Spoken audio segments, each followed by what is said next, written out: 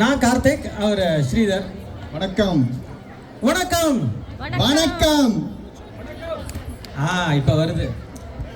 சரி ஸ்ரீதர், வணக்கம் கார்த்திக். தலையெழுத்து என்ன மொழின்னு தெரியுமா? என்னங்க, எனக்கு தெரிஞ்ச சிங்கப்பூர்ல ஒரு 4 மொழி தெரியும். தலையெழுத்துன்னு ஒரு மொழி இருக்கா? 4 மொழி தெரியுமா? யாருக்கோ தெரியுமா? தலையெழுத்து என்ன லாங்குவேஜ்னு தெரியுமா? யாருக்கோ தெரியுமா? தலையெழுத்துக்கு என்ன மொழி தெரியல. கிட்டத்தட்ட க்ளூ கொடுத்துட்டாரு. சிங்கப்பூருடைய ஆஃபீஷியல் மொழி இருக்கு. 4ல 1 தான் இருக்கு தலையெழுத்து. முயற்சி பண்றீங்களா? தமிழ். மதர் டங் லாங்குவேஜா? அவங்க உங்க தாய்மொழின்னு சொல்றாங்க. நான் அதுதான் நினைக்கிறேன்.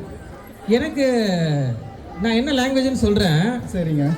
சிங்கப்பூர்ல இருக்க 4 லாங்குவேஜ்ல ஒரு லாங்குவேஜ் தான் அது. நீங்க உங்களுக்கு என்ன மதர் டங்கா இருந்தாலும். நான் தமிழ். அதுதான் நான் சொல்ல, என்ன மதர் டங்கா இருந்தாலும் அந்த லாங்குவேஜ் தான் இருக்கும்.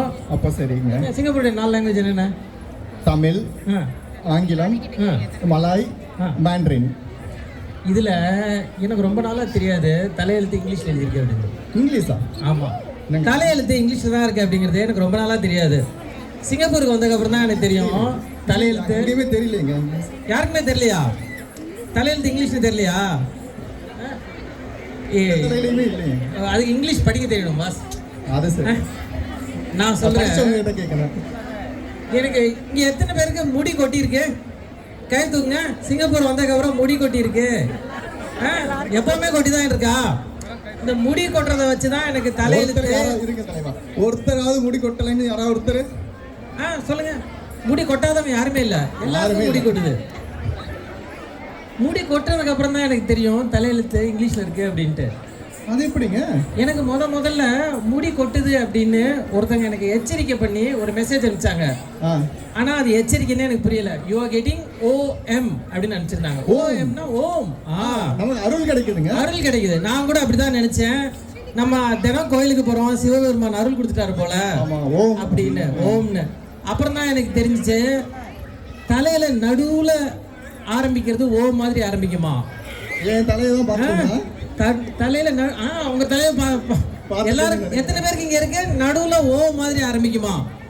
அப்பதான் எனக்கு தெரியும் ஃபர்ஸ்ட் தலையெழுத்துடைய முதல் லாங்குவேஜ் இங்கிலீஷ் அப்படின்னு நான் உறுதி பண்ணிக்கிட்டு அங்கதான் ஓன்னு இருக்குமா.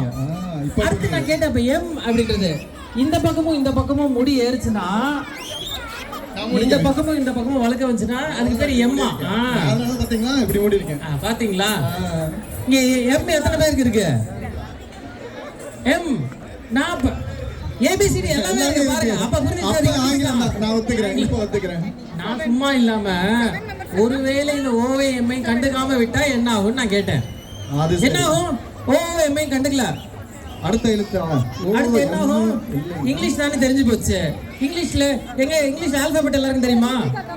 26 எழுத்தும் எங்க சொல்லுங்க பாப்போம். படிக்கும்போது தெரிஞ்சது. படிக்கும்போது படிச்சது. இப்ப போய் கேக்குறீங்களே. சரி கடைசில இருக்கதோ சொல்லுங்க. L இருந்தோ சொல்லுங்க. MNLOP அப்படி இப்படின்னு போயிட்டே இருக்குல்ல. அதுக்கப்புறம் Z முடியும்ல. நான் எம்மையும் ஓவையும் கண்டுக்காம விட்டா என்ன ஆகும்னு சொன்னேன். கேட்டேன். அவங்க சொன்னாங்க ஒரு பெரிய U வரும் அப்படின்னாங்க. U அது சரி. இப்பவும் உறுதியாயிருச்சு இங்கிலீஷ் தான் தலையெழுத்து அப்படின்ட்டு. எம்மும் சேர்ந்துருச்சு. யூ அப்படின்னு நான் கேட்டேன். இந்த யூவையும் கண்டுக்கலன்னா என்ன வரும்? ஒன்றும் இல்லை, திரும்ப ஒரு பெரிய ஓ வரும், தலை முழுக்க போயிடுவோம் அப்படின்னாங்க. இப்ப புரியுதுங்களா? தலையெழுத்து என்ன மொழி? இங்கிலீஷ் தானா? அதனால இங்கிலீஷ் தெரிஞ்சதுன்னா உங்களுக்கு தலையெழுத்து என்ன மொழி? ஆமா படிச்சுக்கலாம். அதனால இங்கிலீஷ் கத்துக்குங்க, இல்லைன்னா தலையெழுத்து படிக்கிறது ரொம்ப கஷ்டம். அப்ப நம்ம இங்கிலீஷை கத்துக்கிட்டு தலையெழுத்தை படிச்சுக்கலாம். ஆமா, இங்கிலீஷ் தெரிஞ்சா என்ன தெரியும்? நம்ம தலையெழுத்து தெரியும். தலையெழுத்து நமக்கு தெரியும். அதனால தலையெழுத்தை படிக்கணும்னா இங்கிலீஷ் தெரிஞ்சுங்க. மீதி எழுத்தெல்லாம் எனக்கு தெரியல. மீதி என்னெல்லாம் தலையில எழுதிருக்கு அப்படின்னு தெரியல. ஏ முதல் OUM அதுவே படாத பாடுபடுறதா நம்மள. OUMக்கு அவ்வளவு கவலையா? அவ்வளவுதாங்க. இப்ப தலையெழுத்தை தெரிஞ்சுக்கணும்னா இங்கிலீஷ் படிங்க. என்ன பண்ணணும்? தலையெழுத்தை படிக்கணும்னா என்ன தெரியணும்? இங்கிலீஷ் தெரியணும். அது சரி. இங்கிலீஷ் தெரிஞ்சா தலையெழுத்து நீங்க படிச்சுக்கலாம். உங்கள் அனைவருக்கும் நன்றி.